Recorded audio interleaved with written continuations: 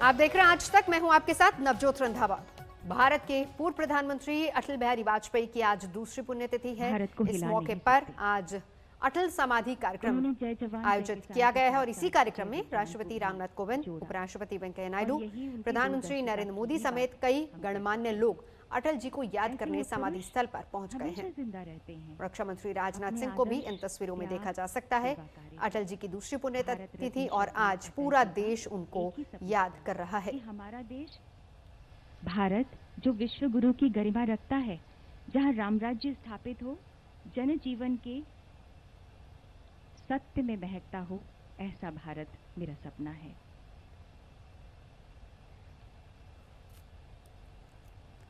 तस्वीरों में प्रधानमंत्री नरेंद्र मोदी, रक्षा मंत्री राजनाथ सिंह, सभी लोग यहां पहुंच चुके हैं। सदैव अटल स्मृति स्थल पर पहुंचे हैं और प्रधानमंत्री ने ट्वीट करके अटल जी के योगदान को, अटल जी को याद किया। समाधि स्थल पर प्रधानमंत्री नरेंद्र मोदी पहुंच चुके हैं।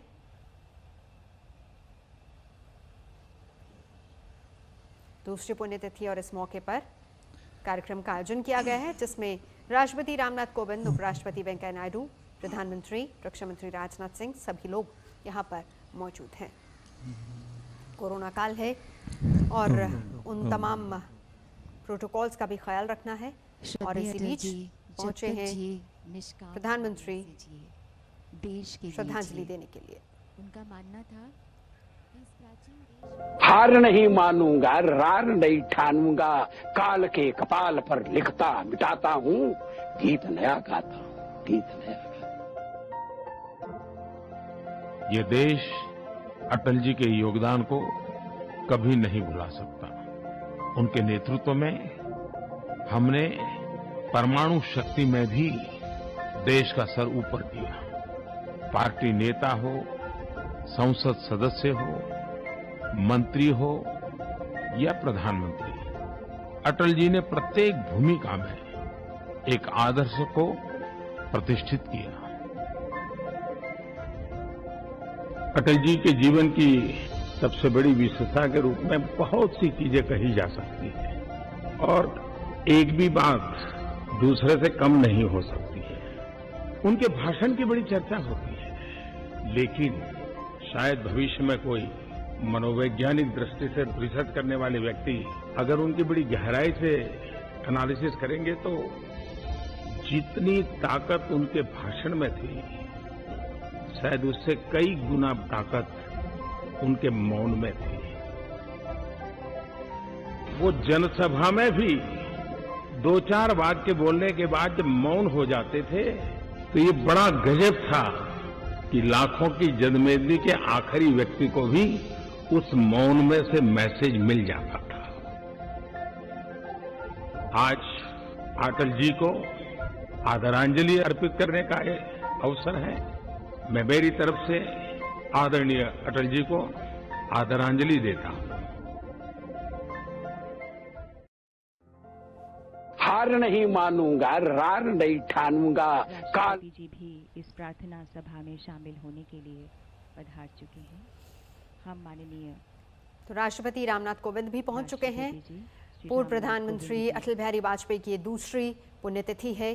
प्रधानमंत्री नरेंद्र मोदी पहुंच चुके हैं। सदैव अटल खास कार्यक्रम का आयोजन भी वहां पर किया गया है। रक्षा मंत्री राजनाथ सिंह को भी देख सकते हैं। बीजेपी अध्यक्ष भी वहां पर मौजूद हैं।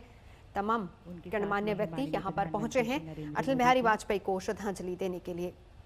अटल बिहारी वाजपेयी भाषणों का ऐसा जादू कि लोग बस उन्हें सुनते ही रहना चाहते थे। दूर दूर से लोग उनको सुनने आते थे। बहुत सारी ऐसी यादें हैं, बहुत सारे ऐसे पल हैं जिन पलों का जिक्र खुद प्रधानमंत्री भी बार बार करते हैं।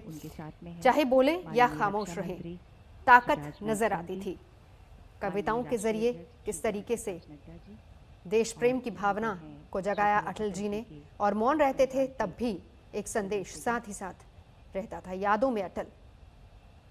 पूर्व प्रधानमंत्री अटल बिहारी वाजपेयी को आज याद किया जा रहा है। दूसरी पुण्यतिथि है। खास कार्यक्रम का आयोजन किया गया है। अटल बिहारी वाजपेयी ने अपने एक भाषण में कहा था, वीर जवानों, हमें आपकी वीरता पर गर्व है। आप भारत माता के सच्चे सपूत हैं। ये देश के उन वीरों के लिए और इसी से प्रेरणा लेते हुए आगे किस तरीके से सभी लोग चल रहे हैं। सैनिकों का सम्मान, हर किसी का सम्मान पूर्व प्रधानमंत्री अटल बिहारी वाजपेयी की दूसरी पुण्यतिथि, हर कोई उनको याद कर रहा है। राष्ट्रपति रामनाथ कोविंद भी पहुंच चुके हैं, प्रधानमंत्री नरेंद्र मोदी भी पहुंच चुके हैं। हिमांशु मिश्रा हमारे साथ जुड़ चुके हैं। हिमांशु, आज अटल जी को याद किया जा रहा है, सदैव अटल स्मृति स्थल पर पहुंचे हैं तमाम गणमान्य व्यक्ति।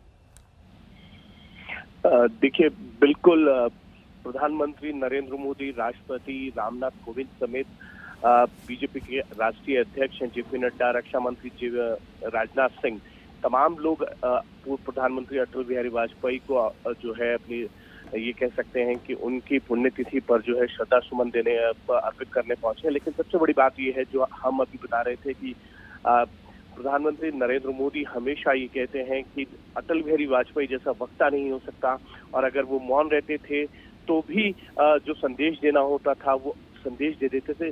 सच में नवजोत, अटल बिहारी वाजपेयी कई ऐसे मौके आए जब उन्होंने पार्टी के खिलाफ जाके, या ये कह सकते हैं कि पार्टी के फैसलों में सहमत नहीं होते थे, लेकिन जब वो देखते थे कि पार्टी का बहुमत जो है वो उस फैसले की तरफ है तो वो चुपचाप पार्टी के फैसले को मान लिया करते थे। और यही लोकतंत्र है, और यही अटल बिहारी वाजपेयी हैं जो ये पार्टी के साथ रहते हुए ये जानते थे कि अगर पार्टी ने फैसला ले लिया है तो मैं उसके साथ हूं, चाहे उनकी राय अलग हो सकती थी। ऐसे तमाम मौके हैं, लेकिन अटल बिहारी वाजपेयी के बारे में हमेशा ये कहा जाता है पार्टी के बाहर भी दूसरी पार्टियों में भी उनके संबंध थे। और जब अटल बिहारी वाजपेयी संसद में भाषण दिया करते थे तो विपक्ष के सांसद भी उनको सुनने आया करते थे, विरोधी दल के सांसद भी उनको सुना करते थे कि देखिए अटल जी क्या कह रहे हैं, अटल जी से सीखे कैसे भाषण दिया जाता है।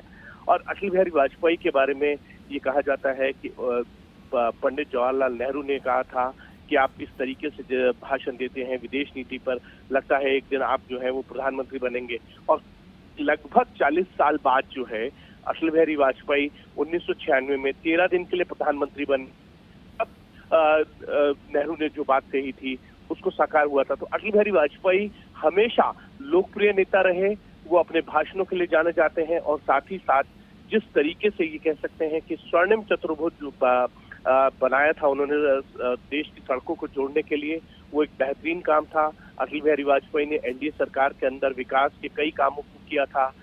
गैस योजना लाकर जो गैस एलपीजी सिलेंडर के लिए एक ये कहा जाता है कि उस वक्त कनेक्शन लेने के लिए बहुत लंबा इंतजार करना पड़ता था, उस लंबे इंतजार को खत्म करके उन्होंने कहा था लगभग 15 दिन के अंदर जो है गैस सिलेंडर मिल जाए। टेलीफोन जो लैंडलाइन पीएनटी जिसको हम कहते हैं वो खत्म करवाया था, उसका इंतजार। तो इस तरीके के कई विकास कार्य अटल बिहारी वाजपेयी की सरकार के अंदर हुए थे जो एनडीए की पहली सरकार थी। लेकिन फिर भी ये मैं कहूंगा कि अटल बिहारी वाजपेयी बहुत लोकप्रिय थे, न सिर्फ बीजेपी के कार्यकर्ताओं में बल्कि देश की जनता में उनकी लोकप्रियता थी, और विरोधी और दल भी उनको बहुत पसंद किया करते थे उनके भाषणों के कारण। जब वो भाषण दिया करते थे तो विरोधी दल के नेताओं पर कटाक्ष भी किया करते थे, लेकिन विरोधी दल के नेता कभी उस कटाक्ष को बुरा नहीं मानते थे, उसको सहज रूप से लेते थे और उससे सीख लेने की कोशिश भी करते थे। नवजोत, बिल्कुल, और सबसे बड़ी और खास बात जिसका जिक्र आप भी कर रहे हैं, न सिर्फ पार्टी में, पार्टी के लिए ही नहीं, देश के लिए नहीं, जब हम बात करें कि एक विपक्ष के तौर पर भी जब वो खड़े हुआ करते थे, चाहे वो सदन में भाषण देने की बात हो तो भी लोग उनको सुनते थे, सरकार और सत्ता पक्ष के लोग तक बैठा करते थे। और जिस लोकतंत्र की बात आप कहते हैं कि जब पार्टी में कुछ भी अगर विरोधाभास भी होता था तब भी वो उसको मान लेते थे, लेकिन यही चीज उन्होंने इस बात का परिचय तब भी दिया जब वो बतौर विपक्ष में थे। अगर सरकार की द्वारा लिए गए कुछ अच्छे कदम है उस पर अपनी सहमति भी जताई, लेकिन अगर आपत्ति है तो उसके लिए भी दृढ़ संकल्प के साथ वो सदन में खड़े रहते थे। बिल्कुल नवजोत, और यही अटल बिहारी वाजपेयी का अंदाज था कि जब वो कोई फैसला लेते थे तो उस पर दृढ़ संकल्प के साथ खड़े रहते थे। 1996 में अटल बिहारी वाजपेयी 13 दिन की सरकार के बाद जब बहुमत फ्लोर पे टेस्ट सिद्ध कर रहा था, तब अटल बिहारी वाजपेयी ने भाषण देते हुए कहा था कि जब मैं राजनीति में आया था तो सोचा नहीं था कि सांसद बनूंगा, और अब प्रधानमंत्री हूं और थोड़ी देर बाद प्रधानमंत्री नहीं रहूंगा, मेरे मन में कोई मालिन्यता नहीं रहेगी। लेकिन उन्होंने कहा था कि अगर मैं राजनीति में नहीं होता तो पत्रकार होता, और पत्रकार के साथ साथ बहुत हम सब लोग जानते हैं कि अटल बिहारी वाजपेयी एक श्रेष्ठ कवि थे। वो जब भी कोई ऐसी घटना होती थी उस पर अपनी कविता लिखकर जो है अपने दिल की बात को रख दिया करते थे। लेकिन बड़ी चीज यही कि अटल बिहारी वाजपेयी जैसा व्यक्तित्व शायद भारतीय राजनीति के अंदर अब ना मिले, जो इतनी खूबियों के साथ देश की जनता के अंदर लोकप्रिय हो अपने कामों के साथ, अपने भाषणों के कारण। बिल्कुल, हिमांशु रही है हमारे साथ। तमाम लोग वहां पर पहुंच चुके हैं, बीजेपी के सीनियर लीडर्स, तमाम नेता, केंद्रीय मंत्री हरदीप पुरी को भी देख सकते हैं तस्वीरों में। प्रधानमंत्री नरेंद्र मोदी भी श्रद्धांजलि दे रहे हैं। रक्षा मंत्री राजनाथ सिंह वहां पर मौजूद हैं, राष्ट्रपति रामनाथ कोविंद वहां पहुंच चुके हैं और भजन कार्यक्रम का भी आयोजन किया गया है। दूसरी पुण्यतिथि है अटल बिहारी वाजपेयी की और सभी लोग श्रद्धांजलि देने के लिए वहां पहुंचे हैं। छूटे राम नाम रट लागी, नाम रट लागी। प्रभु जी, प्रभु जी, प्रभु जी, तुम चंदन हम पानी। प्रभु जी, तुम चंदन हम पानी। जाकी अंग अंग बास समानी, जाकी अंग अंग बास समानी। अब कैसे छूटे, अब कैसे छूटे राम नाम रट लागे, नाम रट लागे। प्रभु जी, प्रभु जी, प्रभु जी, तुम मोती हम धागा। प्रभु जी, तुम मोती हम धागा। जैसे तो नहीं मिलत सुहागा, जैसे तो नहीं मिलत सुहागा। अब कैसे छूटे, अब कैसे छूटे राम नाम रट लागी, नाम रट लागी। प्रभु जी, प्रभु जी, ओ प्रभु जी, तुम स्वामी हम दासा। प्रभु जी, तुम स्वामी हम दासा। ऐसी भक्ति करे रैदासा, ऐसी भक्ति करे रैदासा। अब कैसे छूटे, अब कैसे छूटे राम नाम रट लागी, नाम रट लागी, नाम रट लागी, नाम रट लागी। अब कैसे छूटे, अब कैसे छूटे राम नाम रट लागी। संत रविदास जी ने जहाँ पर प्रकृति परमात्मा जीवात्मा की एकात्मा कही, तो उधर संत तो नरसिंह दूसरी पुण्यतिथि सभी लोग वहां पर पहुंचे हैं। प्रधानमंत्री ने ट्वीट करके उनको याद किया है। हिमांशु इस वक्त हमारे साथ जुड़े हुए हैं। हिमांशु, सभी चाहे वो केंद्रीय मंत्री हों, चाहे वो तमाम दूसरे लोग, हालांकि कोरोना प्रोटोकॉल है, इसको ध्यान में रखते हुए कुछ ही लोग यहाँ पर पहुंचे हैं, लेकिन राष्ट्रपति, प्रधानमंत्री, केंद्रीय मंत्री सब लोग हैं। एक जननायक के तौर पर भी अटल जी को हमेशा याद किया जाता रहेगा। आगे का कार्यक्रम अभी क्या रहने वाला है? भजन के द्वारा जो है पूर्व प्रधानमंत्री अटल बिहारी वाजपेयी को श्रद्धांजलि देने के बाद जो है तमाम नेता जो है उनकी समाधि पर जाके वहां पर उनको नमन करेंगे, उनको याद करेंगे और उसके बाद इस कार्यक्रम को ये माना जा सकता है कि अगले 20 से 25 मिनट में ये कार्यक्रम जो है वो समाप्त हो जाएगा। लेकिन एक चीज जरूर है नवजोत, अटल बिहारी वाजपेयी एक ऐसे नेता, एक ऐसा व्यक्तित्व जिसको मैं पहले भी कह रहा था और आप भी कह रहे थे कि वो लोकप्रियता में उनकी कोई कमी नहीं। आज भी अगर आप देखें, वो उस व्यक्तित्व के नेता थे जिनको लोग याद करते हैं, जिनसे सीखते हैं, जिनके बारे में किताबें पढ़ते हैं, जिनके YouTube पे भाषण देखे जाते हैं अटल बिहारी वाजपेयी के आज भी।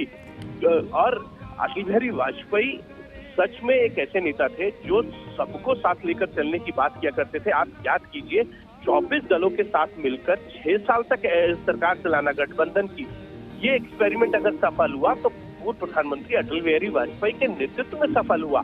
उससे पहले कई बार ये जो है एक्सपेरिमेंट किए गए थे। इमरजेंसी के बाद जो है मोरारजी देसाई की सरकार में किया गया, जिसको ये कहा गया कि जनता पार्टी की सरकार है, उसमें वो एक्सपेरिमेंट फेल हुआ। विश्वनाथ प्रताप सिंह ने एक्सपेरिमेंट किया, चंद्रशेखर ने किया, देवेगौड़ा के नेतृत्व में और गुजराल उनके नेतृत्व में किया गया, लेकिन एक्सपेरिमेंट फेल हुए। लेकिन पूर्व प्रधानमंत्री अटल बिहारी वाजपेयी ने अपने लीडरशिप पे और सबको साथ लेकर चलते हुए जो है 6 साल तक 24 दलों की सरकार चला के ये सिद्ध कर दिया था कि गठबंधन की सरकार को कैसे चलाया जा सकता है। और यही अटल बिहारी वाजपेयी की नेतृत्व क्षमता थी कि उन्होंने अपने कोर इश्यूज को उस समय दूर रखा था और 6 साल सरकार चलाई और ये बताया कि गठबंधन की सरकार चलाने के लिए सबको साथ लेके चलना पड़ता है।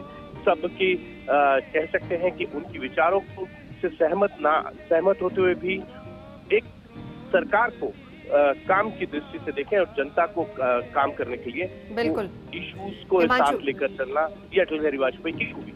और उस दौरान हिमांशु कई बार ये भी बातें वो खुद कहा करते थे कि गठबंधन की कुछ मजबूरियां भी होती, लेकिन अगर गठबंधन बना तो वो सिर्फ और सिर्फ उनकी शख्सियत के तौर पर, क्योंकि जब हम जननायक शब्द का इस्तेमाल करते हैं और जिसका जिक्र आपने भी किया कि सिर्फ अपनी पार्टी के लिए नहीं बल्कि हिंदुस्तान के लिए, हर पार्टी के लिए एक प्रेरणा के तौर पर भी वो उभरे।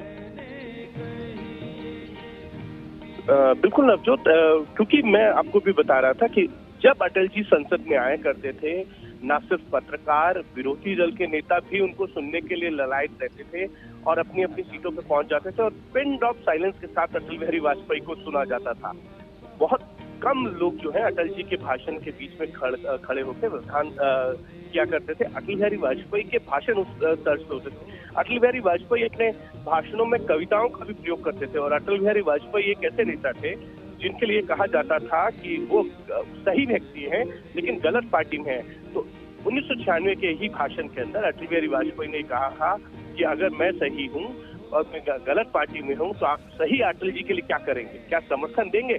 तो पूरा सदन जो है वो ठहाके लगाने लगा था, क्योंकि अटल बिहारी वाजपेयी जानते थे उनके पास नंबर नहीं है, लेकिन उन्होंने जिस तरीके का भाषण दिया था उस वक्त और उन्होंने नींव रखी थी कि अगर दोबारा चुनाव होंगे तो उसमें बीजेपी को सफलता मिले। इस तरीके के भाषणों के जरिए वो अपनी बातों को रखकर लोगों को अपनी बातों से कन्विंस भी क्या करते थे। जी हिमांशु, शुक्रिया फिलहाल आपका।